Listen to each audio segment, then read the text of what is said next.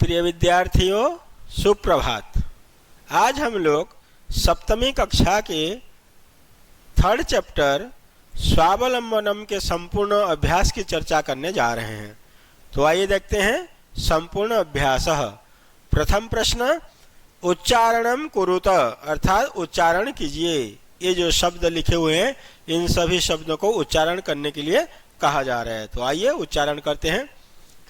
विंशतिः, द्वाविंशतिः, चतुर्विंशतिः, पंचविंशतिः, अष्टाविंशतिः, नवविंशतिः, त्रिंशत्, द्वात्रिंशत्, त्रयस्त्रिंशत्, चतुस्त्रिंशत्, अष्टात्रिंशत्, नवत्रिंशत्, चत्वारिंशत्, द्विचत्वारिंशत्, त्रयश्चत्वारिंशत्, चतुश्चत्वारिंशत्, सप्तचत्वारिंशत्, 50। आइए द्वितीय प्रश्न को देखते हैं। अधोलिखितानां प्रश्नानां उत्तराणि लिखत। अधोलिखितानां नीचे लिखे हुए, प्रश्नानां प्रश्नों के, उत्तराणि उत्तर लिखत लिखियो।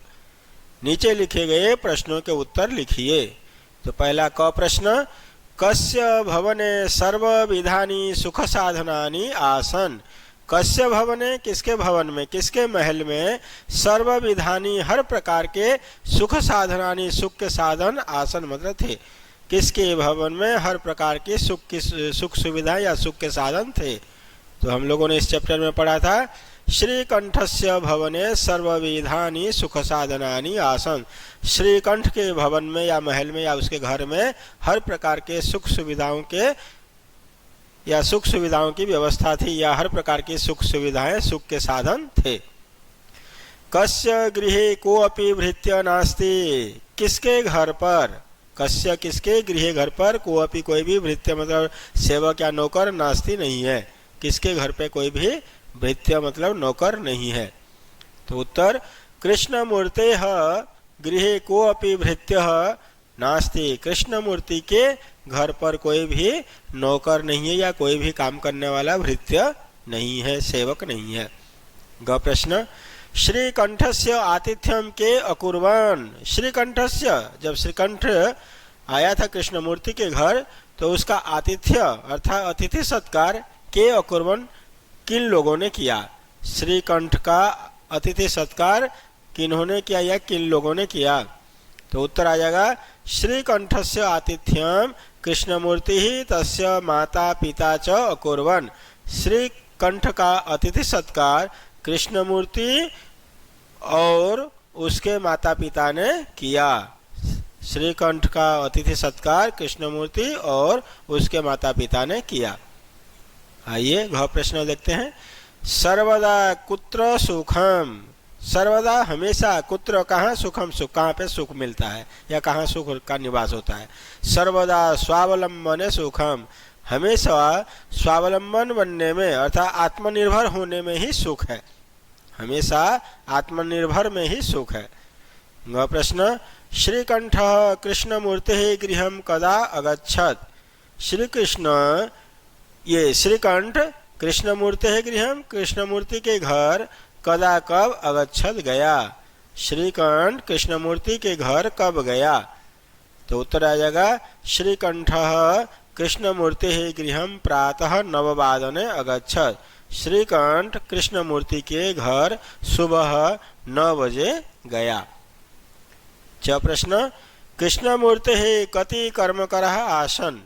कृष्णमूर्ति है, कृष्णमूर्ति के कति का मतलब कितने, कर्मकरः काम करने वाले, आसन संति, आसन ये संति मतलब हैं। तो श्री कृष्ण ये कृष्णमूर्ति के कितने काम करने वाले हैं। कृष्णमूर्ति अष्टौ कर्मकरः संति।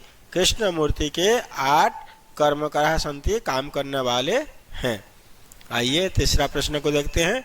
चित्राणि गणयित्वा तदध संख्यावाचक शब्दम लिखत।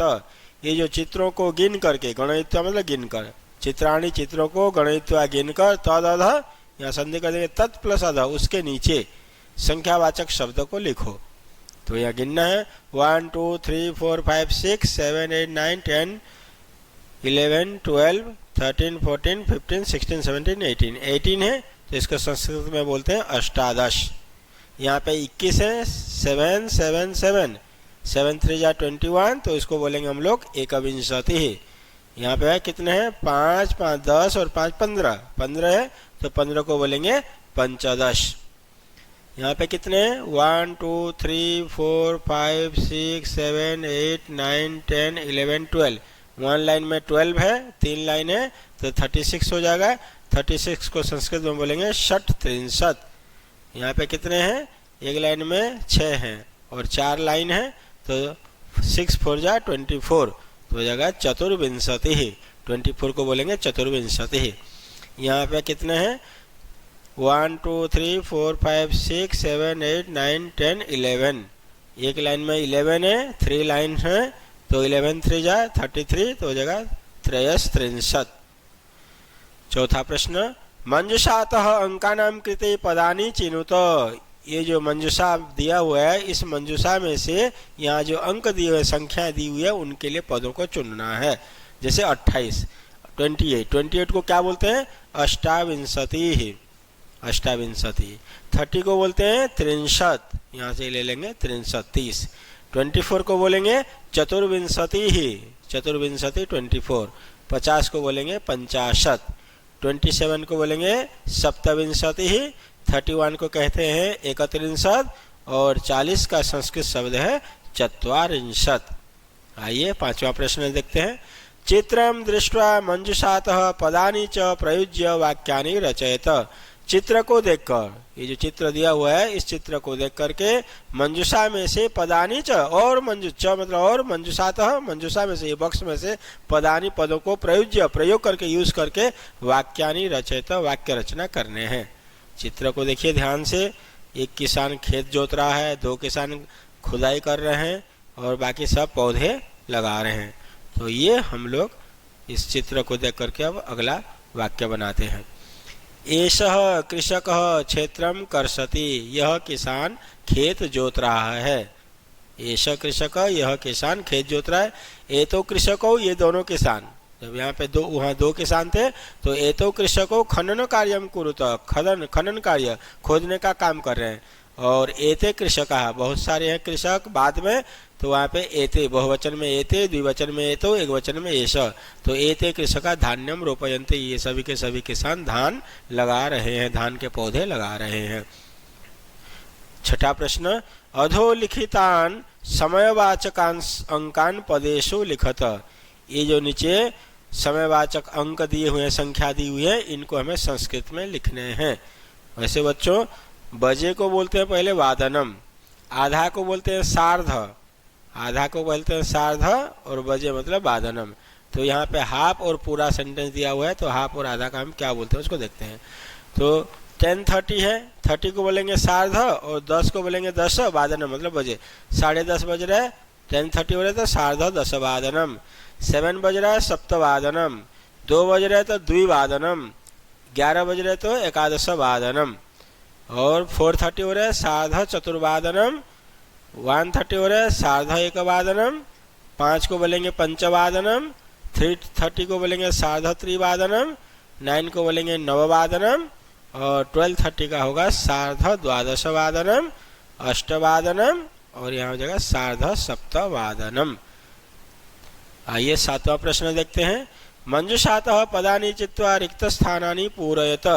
मंजुषा में से रिक्त स्थान को लेकर के हमें क्या करना है, रिक्त स्थान पूरा करना है। षट मतलब 6, त्रिंशत मतलब 30, एकत्रिंशत 31, 2 मतलब 2, द्वादश मतलब 12 और अष्टाविंशति मतलब 28।